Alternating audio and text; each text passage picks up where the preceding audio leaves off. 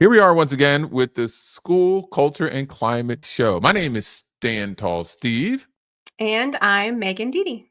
And we're back again to talk about culture and climate in K-12 education. We always come back and we focus on all the different aspects that influences, that maintains, that develops, improves culture and climate in schools, and how that helps with leadership, helps with instruction, helps with relationships in all the different ways. So let's get going. First of all, as we always do, how you doing, Meg?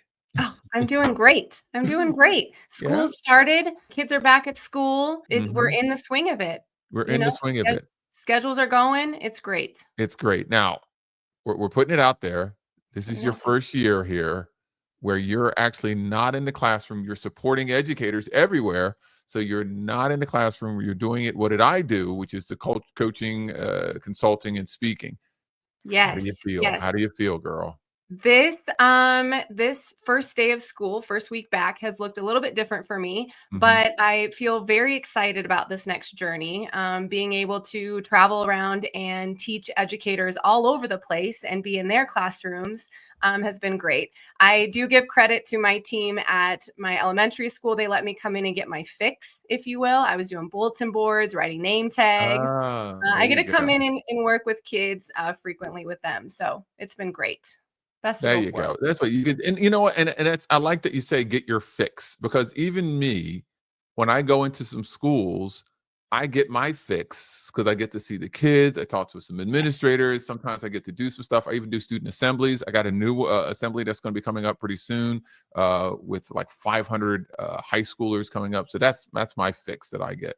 All right. So, hey, let's do this. Let's talk about what the topic of our show is today. What's our topic today, Meg?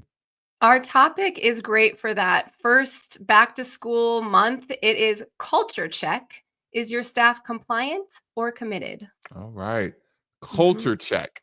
And here's the thing. Sometimes when people do their check-ins, it's after the school year's been for a little bit, you know, hey, let's check in. No, we're checking in now. We're going to do a big check-in early, because from a school leader standpoint, or even from a teacher standpoint, or anybody in the school, it's good to do that check to see where we all are with everything as it relates to your culture and climate. And we're talking about compliance versus commitment. Compliance versus commitment. This is something that I speak on pretty straightforwardly in my keynotes. I hit it pretty good, but when I do my trainings and consulting, I hit it pretty deeply. The culture in the school is shaped by both the leadership decision as well as what happens in the classroom. It's both. But let's get a little clarity on what compliance is. Are you in compliance mode? Now, when you hear compliance mode, Meg, what do you think? What kind of mindset goes through you as far as definition for compliance? That I have to do it. Whatever it is, I have to do those things. Yeah, you have to do these things. These are requirements. Like the rules, the checklist, just doing the things because I have to. I'm not really bought into it. I'm just doing them. Yes, it's my job. It's what's on the contract, right? And the one thing that I've noticed, and it's not even noticed, we know this, you and I both know this, schools are very compliance-based organizations. They have national standards, they have state standards and expectations, they have some places county or local standards or expectation rules to follow. And so schools, they get their marching orders, so to speak, and then they follow through with the marching orders. This is what we're required to do. Got it. Let's go. That's the compliance mindset. And it's interesting, when I do my presentations, I say, hey, let's play a word comparison. When you hear compliance, what other words come to mind? Right? And it says stuff like you just said: rules, policy, standards, law, expectations. All right. So that's the compliance mindset. So let's shift over to commitment mode. Meg? Yes. What goes through your mind when you hear commitment mode? So I'm thinking, I want to do those things. I'm committed to it. There's a purpose behind it. It's aligning with my values. I'm committed to doing that thing. There you go. Yeah, you're doing the things because you want to, right? Yeah, there's a sense of ownership. There's that purpose. It's a better alignment to the values that you have personally, as well as you have committed, or you're taking on the values of the organization, or the values that you've established in the classroom, and you're taking those on, and so therefore you're going to live those things out on a regular basis. So those are the two different ones that we have. So I guess now that we have a definition of each of these, I guess the next step would be is the checking in, right? Right. Let's Right. check in. Let's see what that looks like. Let's see what it looks like. So we're going to go from two different levels here, I think. Let's do it from the classroom level. Meg, you're going to grab that one. And I'm going to do it from the administrative level. And that's the reason why I love this. Working with you is great, because you being a classroom teacher, you get that. I was most of my career as the admin level, so I can kind of give that.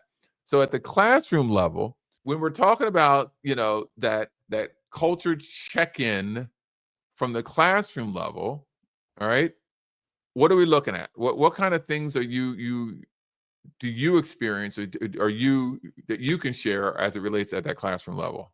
Well, and I think the different parts, back from compliance to commitment, the compliance, you're thinking about like following directions. The kids are following those out of fear of a consequence, or just doing it because they're checking a box. Where a commitment, they're engaged in their learning, right? And because there's relevance to it, there's choice, they're feeling connected to what you're teaching. Right. Now, as far as when the kids are just doing what it is that you want them to do, right? Let's talk about the recognition that you're giving the kids. So if you're in compliance mode, you're only recognizing that level of compliance. I mean, when the kids turn in what they're supposed to do and they do what they're supposed to do, you just like, and sometimes they don't even give recognition to the compliance. No, you just turned it in and you don't say anything. You did the check, you checked the box.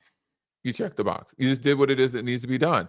And to me, that just brings to a very boring classroom. I mean, Absolutely.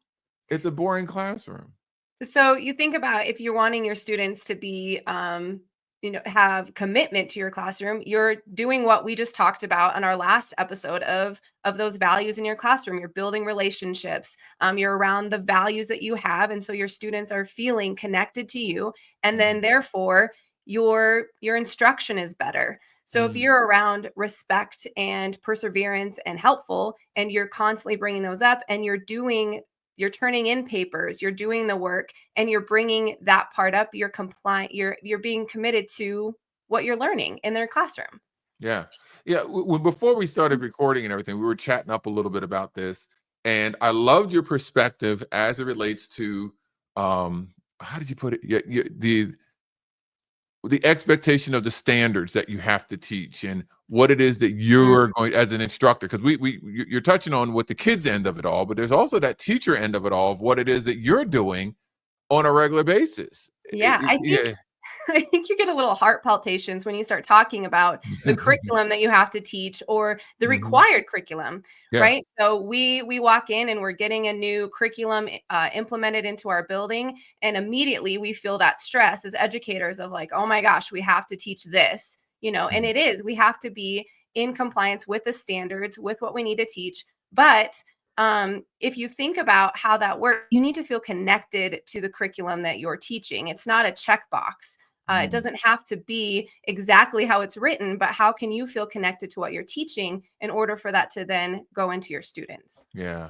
And here's my thought, and you help me with this one. Doesn't that take a little time? I mean, because here's the thing, you get a brand new curriculum, right? Yes. Brand new. Usually it's given to you 3 days before school starts. If you're lucky. Or you get a training on it, a day before school starts, and then we're gonna do a follow-up training maybe in November, and that's all you get. Is it okay just to be at compliance mode when it's something new? I think parts of it, you need to have some compliance to it. You have to teach certain things from it. Yeah. But I think it goes back to that backwards mapping. Where are you trying to take your students? Where do you need to go? And how can you feel connected to that curriculum in order to get there? So you can bring in other creativity in that, right? And so then you're being more committed to what you're doing. You're holding true to what your values are as an educator and what you want your students to learn. And it's okay to look a little bit different than that required curriculum, knowing that what's inside of that, the end goal still needs to be there. It's just you're looking at it differently to get there. Yeah, you're just looking at it, your mindset is different. When you're in a commitment mode, your mindset is absolutely different. Now, please understand, everyone, this is the thing that I always say to everybody. Compliance is achievement. All right. It's you are achieving by being compliant. It's a lower level of achievement. It's the basics. But when you're committed to everything, like Meg was saying, that's when you're going to start getting the real outcomes. That's when you're going to start seeing the growth at another level with yourself and your students. And I think there's a big part, you can speak to this as an administrator side, is giving your teachers time to get into that mode of feeling connected, feeling that commitment to what their curriculum is. Because sometimes we get in and they're like, you got to teach day 2. Like, let's go, put away the supplies and get started. And we can't right away. We have to set that foundation in order to be committed to what we're teaching. And then our students be committed to what they're learning. Exactly. So that's a perfect segue. Let's slide over into the admin. Let's talk into building wide as it relates to, that culture check that you want to have between compliance or commitment. So at your leadership, how do you know if your staff is compliant or if they're committed? Now, a lot of times administrators, you think you're safe, you think we're good, you think that you're moving along fine as long as the teachers are doing what it is that they're supposed to do, the basics, right? You've checked, even you get into the checked off a box mindset, because now you can go to your supervisor and say, we're doing what it is we're told to do. I'm holding them accountable to their basics. And that's just it. It's the basics. So you are at compliance mode if the staff only participates in initiatives when the admin is watching, versus the staff doing it on their own. Meetings that you have are filled with, what do we have to do? Right? When your staff is coming back to you and say, what do we have to do? Yep, give us a checklist. What's the expectation? Right? Or else the one teacher who sits in the back, who has their arms folded, or back in the day used to look at the newspaper, always have their laptop, they pop their head up. What do we got to do? What's it? What are we doing? Got it. And then they go, that is straight up compliance mode. That is in administrators, you're not pushing it. You're not pushing the envelope. You're not trying further to move them from the compliance mindset to the commitment mindset. And that's a little something that needs to go there. What happens when schools stay stuck in compliance mode, when you have that, that's when teachers start getting burned out. They have turnover, and as much as you are saying we're compliant, we're doing what we're supposed to do, that's when all those negativity things start creeping into the teaching, into your staff, into your school. It's almost like a gauge. If you're starting to feel that in your building, in your classroom, the burnout, the tiredness, the negativity, then you probably need to do a culture check. Are you moving your staff? Are you moving your students? Are you feeling that you're committed, or are you just being compliant to whatever it is that you're doing? Exactly. Now the question comes into play. All right, Steve and Meg, how do you move them from compliance to commitment? How do we, as a school leader, or even if you're a team member, let's say you're on the 5th grade team, 8th grade team, English department at the high school, and you want to get others to start moving towards a more committed mindset. How do we do that? How does that happen? Now, I'll share from the leadership standpoint. This is what it is that I feel that leaders need to do. Because immediately the leaders probably will get to, well, I'll encourage them. Well, I'll go up to them and say, hey, why don't you try this? And, and sometimes teachers will take that as, you're giving me something more to do. All right. A lot of times that's what it is, right? I mean, sometimes you're just like, oh, they're on my back. They're on my case. I'm doing what it is I'm supposed to do. And the administrator's just trying to move you forward. This is a better way to do this, gang. All right, here it is. The better way to do this is to tap into the shared values that you have. What are the shared values that you, the teacher, the department, the grade level has? Now, as a building, if you have not developed shared values or whatever your values are, whatever, like that's fine. But if you can find out from those teachers, hey, what is it that you value in your classroom as a teacher individual? Oh, they match what we value.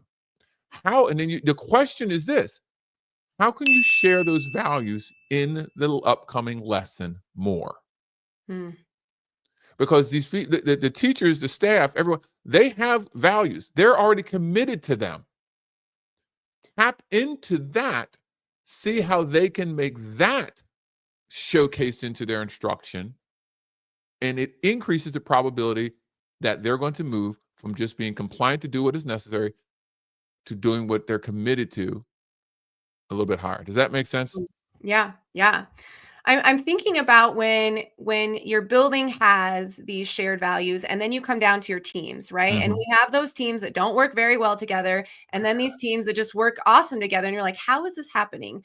And I think what it comes down to is when they start the year, you need to set your norms, set your values at the very beginning of Mhm. what you're good at, what can I help with, what things frustrate you, and then just kind of have those relationships. You need to build a relationship with each other in order then to feel committed to the work that needs to be done, taking out that burnout and that frustration part with your team first. Yeah, that's exactly what needs to happen. And by taking that away, yeah, that instantly increases the probability of success. I always say to increase the probability because nothing's a definite. All right. I always Right. talk about reduce, not eliminate. And if you want to hear more about that, check out my YouTube and you can find the videos about that. But it is, that's what it is. Nothing's a definite. So it increases the probability. It increases the chances of you moving someone from a compliance mindset to a commitment mindset.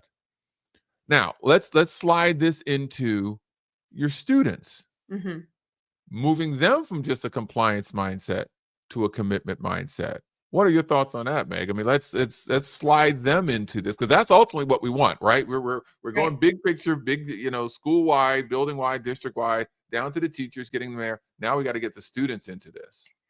It goes back to building relationships. You have to Mhm. have a relationship with your students, a trust factor that they're able to take those risks when the content feels tough, when they're not feeling secure in that, and so that they can be committed to the learning that they're having. If you're just asking your students to just check the box, nothing's going to stick. And then Mhm. if nothing sticks, then your test scores go down and everybody's frustrated. Mhm. So if you're thinking about being committed to what they're learning, you're building that classroom culture that's positive. You're setting those values, those norms with your students, and then you're leading them into a shared learning by guided experiences and the content that you're teaching. There you go. And it is, you're right. Those relationship pieces really are the beginning stages of this. This is something that I did because this will work at a high school, okay, especially at high school level. Let's dive into high school people, all right? At high school, right? And they do it at middle school and elementary as well, but I'm going to really slide into here. They use rubrics a lot for the kids, right? Mhm. Here's your rubric for the upcoming project that we're doing. And the kids look at the rubric and they say, okay, in order to get a one, you do this, a two, this, a three, and to get a four, you need to do all these things. I think there needs to be an additional piece to that, which is very open ended, where you basically are saying to the kids, yes, this gets you a four, but then can you wow me? Mm. Can you wow me? And I get it. Some kids will be like, I don't care. I'm just going to get a C. All right. And that's fine. You got those. But then you have those that are just because that's what I'm saying. Go back to what it is that I used to do as an art teacher. As an art teacher, if they had a piece of artwork or something that they're working on, especially on a piece of paper, on the back of it, I would have them write down the rubric. You need to have this in your picture, this in your picture, this in your picture, this in your picture. And then I would always have, and the last one is, and all the kids would say, wow me, right? Because I made that a culture thing in my classroom. And that's when you go above and beyond in your mind. Like you say, what can I do to wow the teacher? Take a chance, go for it, be committed to this, pour out more than what's the expectation is. So when you're doing your rubric and you're setting the guidelines, maybe have an extra piece of wow me. Maybe that's the extra credit. Maybe that's what really gets you the A, because maybe your rubric leads you up to a four is actually a B, and then the wow me gets you the A. And that is training your students to be committed more, to think more openly, to be willing to take risks and chances, and then recognize them for doing it, whether they hit the mark or not, to allow to go to that commitment level. What do you Yeah. think of that? I think that sounds great. And what a great way to get kids to think differently about Mhm. what they're learning, right? Like, how Right. could I what is something that my friend didn't think of that I could do that they might think, in high school might look cool or a little bit different? And that ownership piece would be huge for that. I love that. Ownership. Yes, I love that word. It's the ownership. They end up owning it Mhm. a lot more in Which, everything that they do. if they're owning what they're learning, then they're obviously going to be committed to what it is that they want to learn. And it's not just a checkbox. Exactly. That's exactly what it is. It's not just a checkbox, because that's what it feels like a lot of times, right? And here's just the last little bit. I'll say this, and I say this when I go out and I speak and I train the schools, and we talk about compliance and commitment. I always say I've seen so many schools, and I've yet to see any school be outrageously successful just being compliant. Mhm. Just compliant? Like, that's it? And you're outrageously successful? Nah.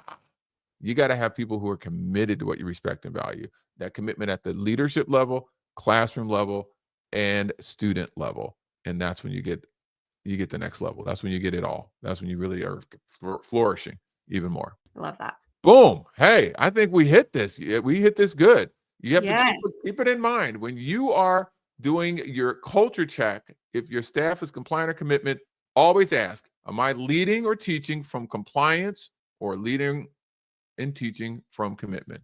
So we hit it good. There it is. There it is. And do Mhm. some culture checks. It's starting to feel off.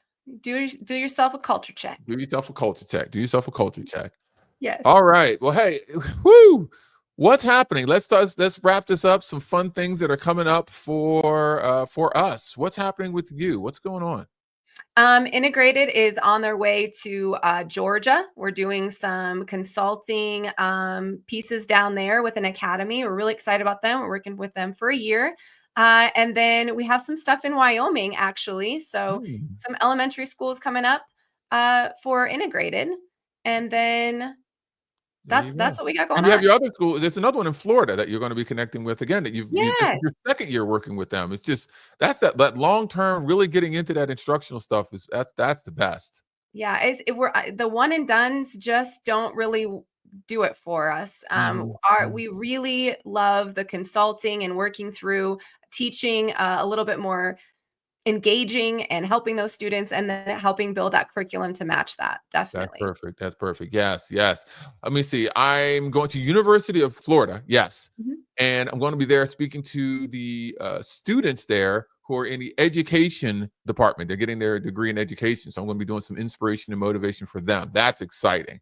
That's That is exciting. exciting. Yeah. And I have a few other schools that I'm hitting as well. And then I'm going to be going out to, we're just finalizing this, heading out to California in September. And I'm doing a big 500 students in California. They're all coming from different schools, leaders, doing a keynote for them. We're going to have a big rally, and I'm going to have them on the floor moving and running. So that's going to be a whole lot of fun as well. Those So yeah, so I do student assemblies as well. So And yeah, we got some fun stuff. Your student assemblies are top notch. They are phenomenal. Yeah, those are great. Yeah, my student assemblies are different. I do it in the gymnasium. We bring the kids onto the floor. They're playing games. They're getting a good message. In the end, the kids are like, I mean, I have schools that come back to me like, the kids are still talking about it, and it was like 7 months ago, and I love that. I love that. I love that. They're committed to the idea of what you're telling them, for sure. They are. They're committed to it. They're committed to it. Yeah. And the last thing is within our ranks, right? Yeah. Within our ranks, it is coming up November 14th, 15th, to 16th in San Antonio, Texas. Yeah, if you're an educator that's ever thought about speaking, training, or consulting in the world of K through 12 education, you need to head on over to withinourranks.com and schedule that discovery call. We have some great educators already signed up to go to San Antonio. We only take 20. So make sure, if you're interested, that you hit up that discovery call. Yes, definitely 100% do that. Last thing that I want to touch is I'm really excited. I am partnering with AccuTrain, who does the Innovative School Summits. They're all over the country. The next one that's coming up is in December, and I am doing a Just Do This pre-summit before the actual full summit. It is a 3-day intensive for schools everywhere to come in and just dive into culture and climate. You will walk out with a culture and climate blueprint to implement in your classroom, in your building, or your district. Bring your whole team, bring your group.